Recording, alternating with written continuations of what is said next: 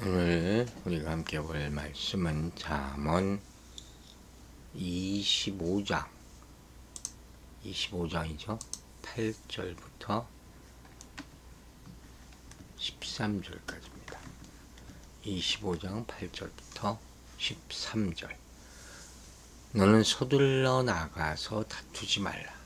마침내 네가 이웃에게서 욕을 보게 될 때 내가 어찌할 줄 알지 못할까 두려우니라. 너는 이웃과 다투거든 변론만 하고 남의 은밀한 일은 누설하지 말라. 듣는 자가 너를 꾸짖을 터이요 또 내게 내 악평이 내게서 떠나지 아니할까 두려움이라. 경우에 합당한 말은 아로 새긴 은쟁반의 금사관이라. 슬기로운 자의 책망은 청종하는 귀의 금고리와 정금 장식이니라. 충성된 사자는 그를 보낸 이에게 마치 추수하는 날의 냉수 같아서 능히 그 주인의 마음을 시원하게 하느니라. 아멘. 여러분, 오늘 이 본문 읽고 어떤 마음이 들었어요?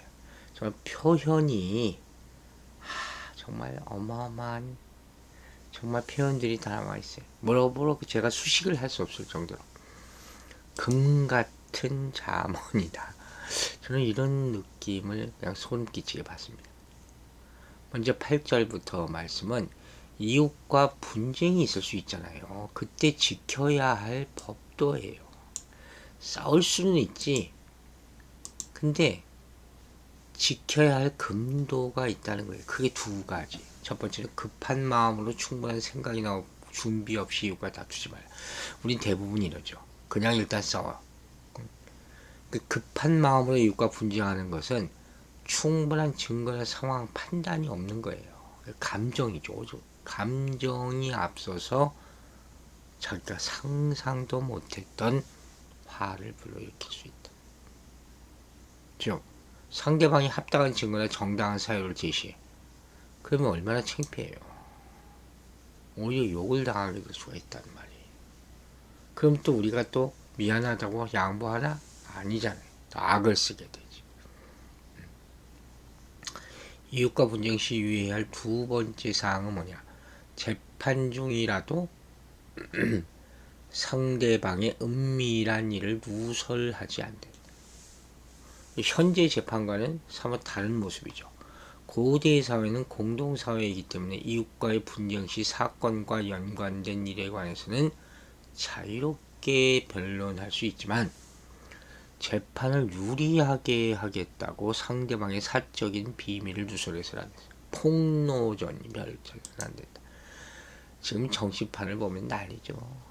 국회의원 선거, 대통령 선거, 이런 선거를 할 때 보면 다 이런 거예요. 폭로, 비밀, 술수, 권모, 이런 거. 그래서 아주 난장판이 된다는 거예요. 흙탕물이다 하는 거예요. 여러분, 우리가 주변 사람들과 싸울 수가 있어요. 친한 사람들과도 다툴 때가 있어요. 그런데 넘지 말아야 할 선이라는 게 있잖아요. 그건 지킵시다. 그걸 넘게 되면 결과는 더 나빠진다는 것을 알아야 돼. 그 감정이 자제하는 게 쉽지가 않지만 일상에서 만나는 여러 가지 일과 사건이 함께 작용해서 우리 인생을 이뤄가는 거예요. 그러면 무슨 일이든지 섣불리 처리하지 말고 신중하게 조심스럽게. 이것도 지혜의 방편이라고 그러잖아요. 또 당장 이득을 얻겠다고 내가 이겨야 돼. 그걸 보여줘야 돼. 그것 때문에 무조건 이기려 해서는 안 된다는 거예요. 다른 사람과 비교하기 좋아하는 사람 정말 주의해서 들으세요. 그보다는 사람 사이의 갈등을 해소할 수 있도록 지혜롭게 해야 되는 거예요. 즉 자기 이익만 생각하지 말고 선악을 공평하게 판단하며 심판은 누구에게? 하나님께 맡기라. 참지 못하고 서두르면 마땅히 가야 할 길에서 지나치게 되고 어려움을 피할 수가 없게 되는 것이죠. 9절에는 너는 이웃과 다투거든 변론만 하지 말고 남의 은밀한 일은 누설하지 말라 그랬잖아요.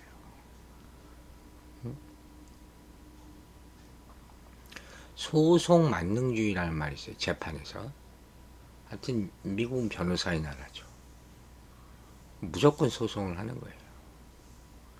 개인적인 설득 이런 건 없어요. 좀 대화를 통해서 하려는 것도 안 해. 법의 판단에만 맡기려고 하는 거예요. 법의 판단이 아니라 능동에는 변호사를 쓰는 것이죠. 이 시대는 그렇죠. 근데 이렇게 하다 보면 자기가 옳고 상대방은 틀렸다는 것을 증명하기 위해서 잔혹한 폭로전이 벌어지기가 쉽다 하는 것이죠. 부추기는 사람들도 있어요. 물론 옳고 그름을 무시해서도 안 되지만 옳고 그름에 매달리느라 사람을 잃는 것도 미련한 짓이라. 할 수 있는 대로 이웃과 평화롭게 지내라.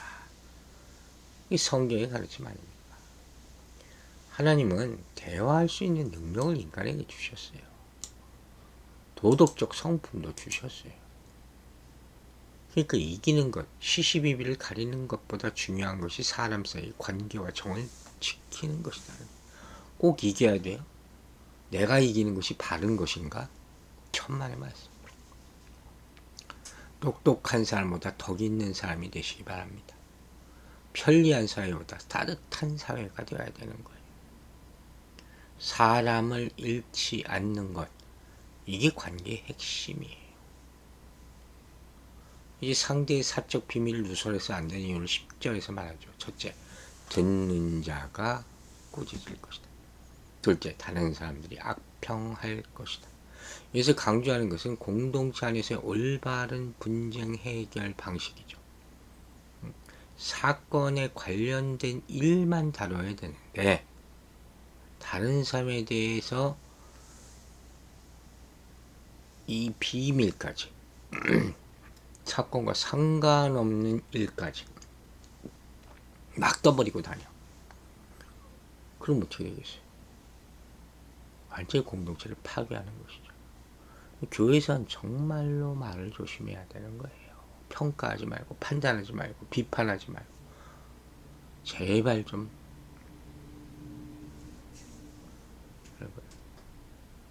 지금 세상을 보세요. 외적으로 판단하는 사회 분위기. 이것 때문에 사람들은 자신을 드러내려는데 조급하고 경쟁에서 뒤떨어지지 않으려고 애를 쓰는 거예요. 자신이 손해를 입으면 어떤 방법으로든 상대방에게 바로 갚아줘야 돼.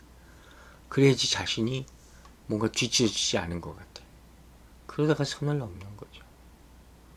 이보다는 설령 저 사람이 잘못했어도 자신도 역시 실수할 때가 있기 때문에 너그러물거리라는 거예요.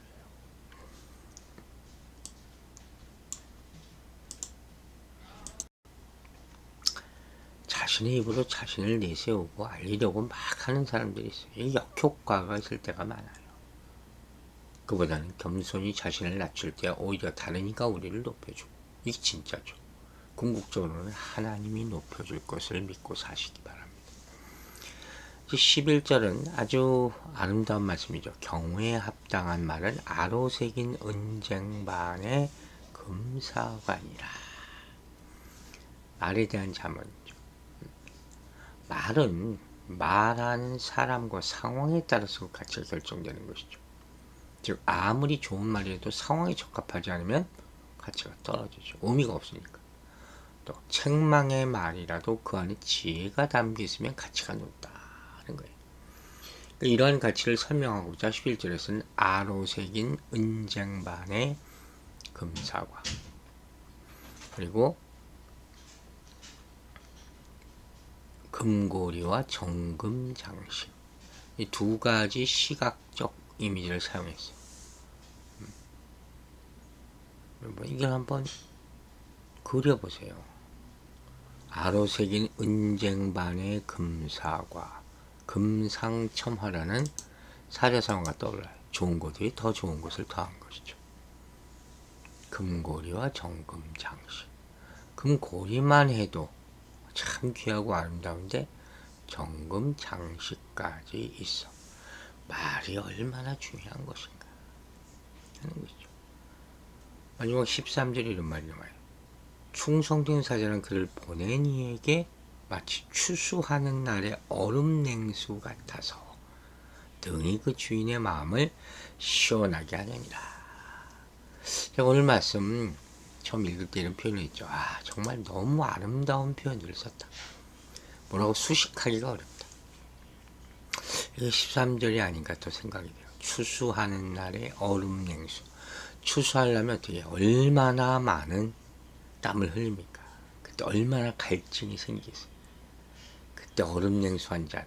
바로 이거예요. 자, 배경은 뭐냐면 이 통신이 발달하지 않은 고대에는 중요한 소식들이 사신을 통해 전달됐단 말이에요. 충성된 사신은 뭐냐? 보낸 자의 메시지를 정확하게 전달하는 사람.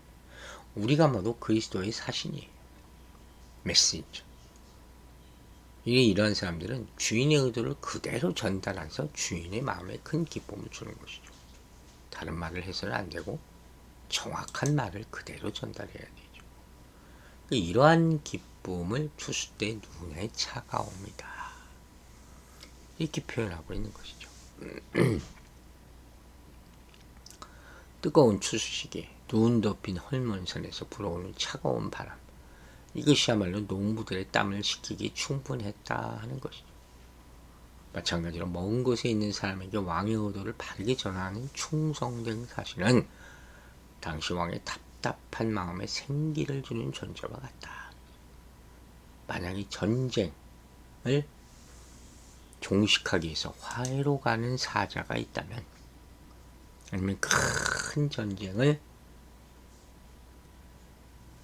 지금 하고 있는 가운데 그 소식을 기다리고 있는 왕이 있다면 어떤 소식을 전해야지 왕이 이 답답한 마음에 생기를 주겠습니까? 바로 그 얘기예요. 이처럼 지혜로운 사람은 경우에 합당한 말을 해야 된다는 거예요. 이건 무슨 말이냐? 다른 사람을 불편하게 하지 않으면서 상황에 맞는 말. 이것이야말로 참 귀한 것이고 은쟁반 위에 금사과와 같다는 것이죠. 또 책망을 지혜롭게 받는 것, 이것도 참 중요하다는 거예요. 자신에게 맞는 적당한 역할이 있어요.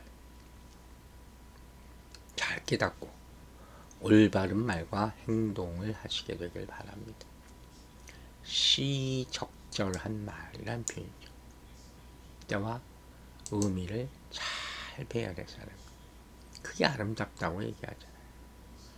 그래서 훈계를 잘 받고 말을 잘 전달하는 일이 지혜로운 것이죠. 본문 좀 더 넓은 문맥에서 본문은 사람들이 갈등을 잘 해결해야 된다는 말씀과도 연결되는 거예요. 시적절한 말을 쓸 때 갈등이 있겠습니까? 평화를 만들지. 그게 중요한 거죠. 이런 사람이라면 인생의 여러 가지 부딪힌 문제에서 낭패를 보지 않고 이웃과의 갈등도 피할 수가 있다는 거예요. 말이라는 것은 좋은 것을 받는 통로가 될 수 있어요. 그래서 귀한 것이죠. 여러분, 자신의 의견을 피력하고 바르게 전하는 능력, 이거보다 이 세상에서 귀한 게 뭐가 있겠습니까? 요즘 한국에서도 일방적이 강의하고 듣기만 하지 않고 발표하는 게 많아졌다고 그래요. 우리 때는 뭐 일방적으로 선생님이 말하고 우리는 받아 적고만 했죠. 이 대화가 필요한 것이죠. 여러분, 말을 잘하면 듣는 능력이 필요한 거예요. 듣는 귀가 있어야지 말을 잘할 수 있어요. 상대방의 필요와 감정을 잘 파악해야 원활한 소통이 가능한 것이죠. 만약에 내가 듣는 능력이 부족한데 말을 쏟아놓기만 한다면 이건 잘못된 말을 할 수가 많다. 실수하게 된다. 우리 모두 절제하고 꼭 필요한 말만을 알맞게 하는 훈련을 해서 하나님의 영광을 가리는 일이 없게 되길 바랍니다. 기도하겠습니다. 하나님 아버지, 오늘 정말로 귀하고 아름다운 말씀 주심을 감사드립니다. 우리 먼저 이웃과의 분쟁에 대한 말씀을 주셨습니다. 이웃과 다툴 때 넘지 말아야 될 선이 있다. 이 말씀 꼭 지켜서 더 큰 분쟁을 일으키지 않는 우리 일상이 되게 해주시고, 내가 이기는 것이 하나님이 기뻐하시는 것이 아니라는 것을 깨닫게 해주시고, 작고 큰 모든 일 가운데 오히려 참고 지고 인내하고, 이러한 인생이 하나님, 예수님이 살아갔던 인생이라는 것을 깨닫게 해주시옵소서. 시시비비를 가리는 것보다 중요한 것이 사람 사이의 관계와 정을 지키는 것이라 했습니다. 우리가 하여금 똑똑한 사람보다는 덕이 있는 사람이 되게 도와주시고, 이 사회가 편리한 것보다, 자기중심의 사회보다, 이익만 따라가는 사회보다 따뜻한 사회가 될 수 있도록 지혜를 허락해 주시옵소서. 설령 누군가가 잘못했어도 나 역시 실수할 수 있음을 깨닫고 항상 너그러운 인생을 살게 해주시고, 지혜로운 말, 지혜로운 행동, 시적절한 말을 사용해서 항상 공동체에 덕을 끼칠 수 있도록 우리에게 지혜를 허락하여 주시옵소서. 오늘 하루도 지혜로운 말과 분별을 승리할 수 있기를 간절히 바라며 예수 그리스도 이름으로 기도했습니다. 아멘.